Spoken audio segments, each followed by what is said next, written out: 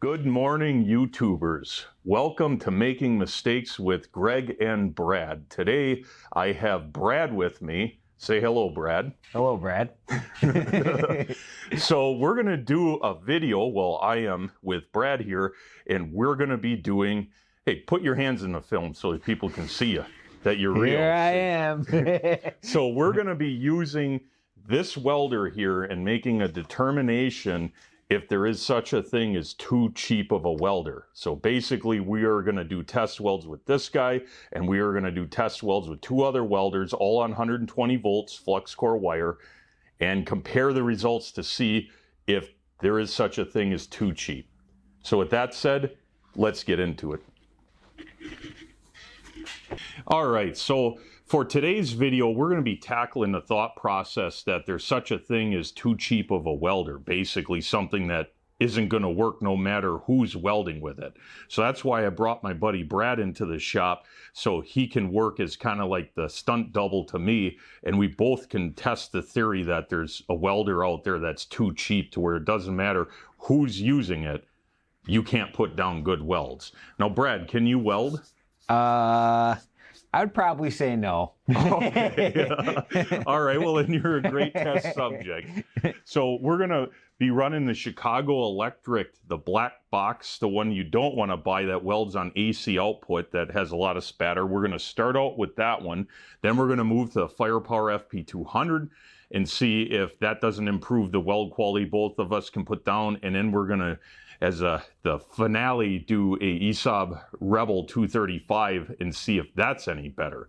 And we're going to be using 030 flux core, the cheapest stuff Chicago Electric makes, and it's also, what would you say, about 10 years old, that spool of wire? Yeah, I'd have to say around there, yeah. Yeah, so old wire. Baby's first welder, for sure. Yeah. So really old wire, so that's not going to do us any justice, and depending on how bad the welds are, we may switch to a different wire just to see what happens, you know, because I don't know, I can't have this video end with nothing but terrible welds. It would nuke my channel. So anyways, with that said, let's start welding with the Chicago Electric. All right, well, do your worst. Here we go. And it is on, so just to leave a gap between. Hey, you put your hood on yet? Yeah. Okay. Yeah, you can, I'm good. All right, here we go.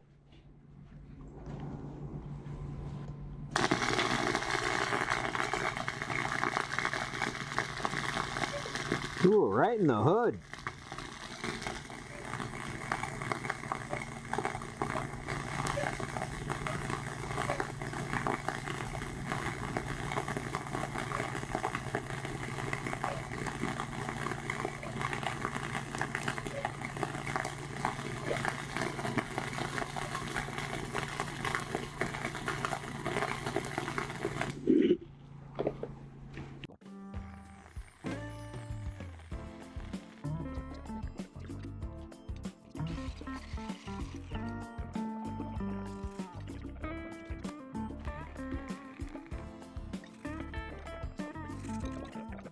All right. Oh man, this is something else. The pistol grip. Probably blocking the. Come on, professional. Yeah. This is harder to do than it looks.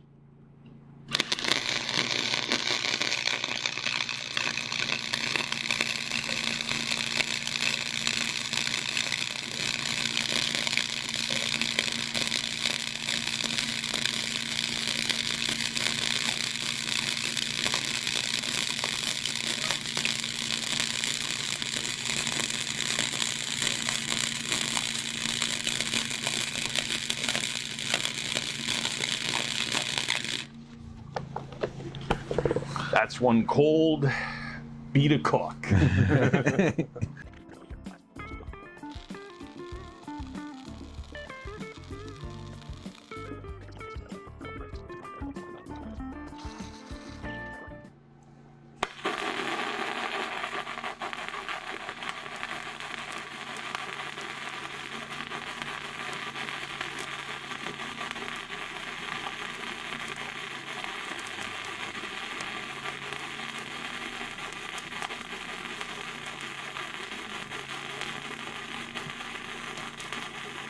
Getting a little wide.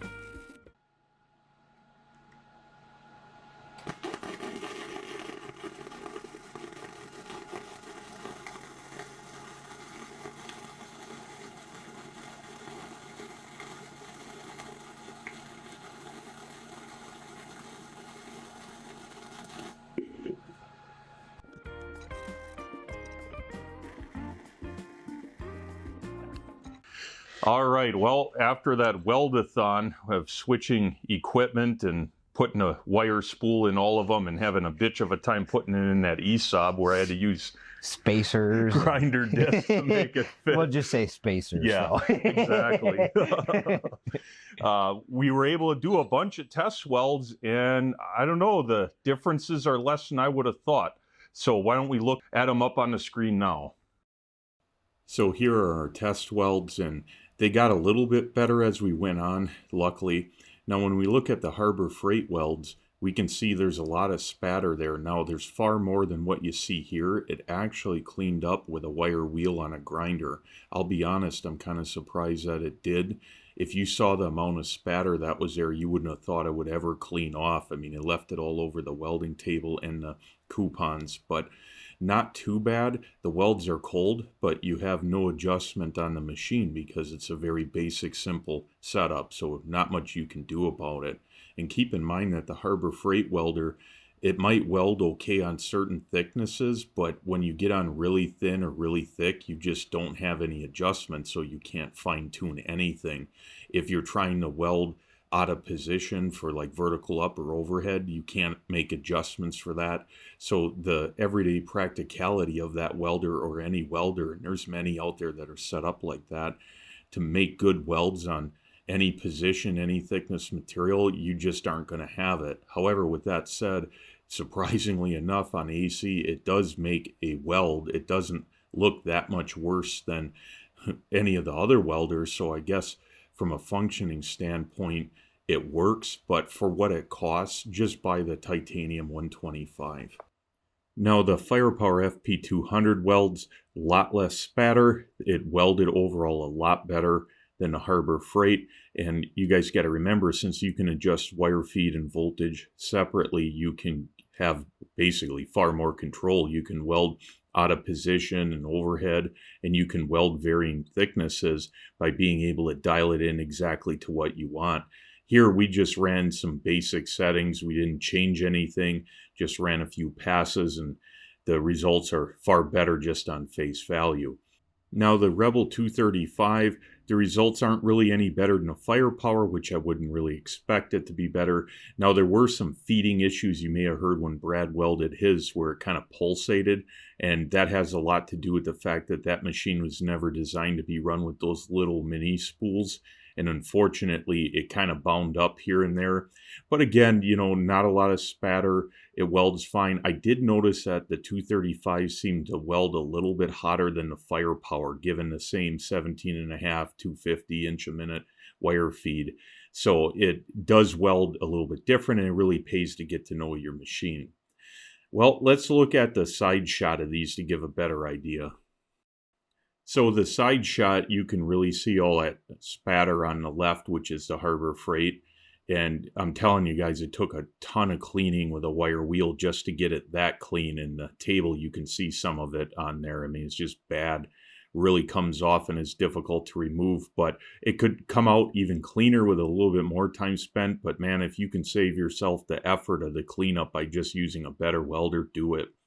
Now I ran basically stringer welds. I did 2 sort of weaves, Brad ran a lot more weaves, and because flux core wires solidify so fast, it basically leaves an imprint, more or less a stack of dimes. That's pretty typical of flux core. I tend to run hot enough in just a stringer weld where you're going to see more or less a 70-18 bead for what I do.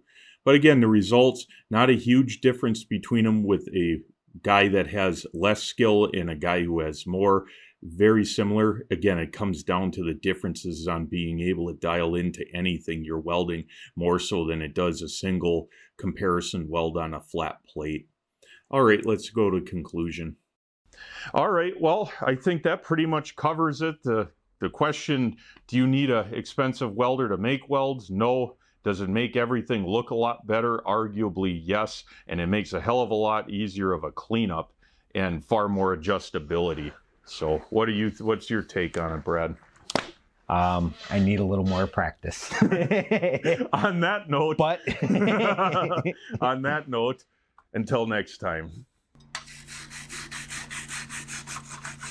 ooh, spicy meatball. Yeah. Yeah, a couple passes will do that. All right.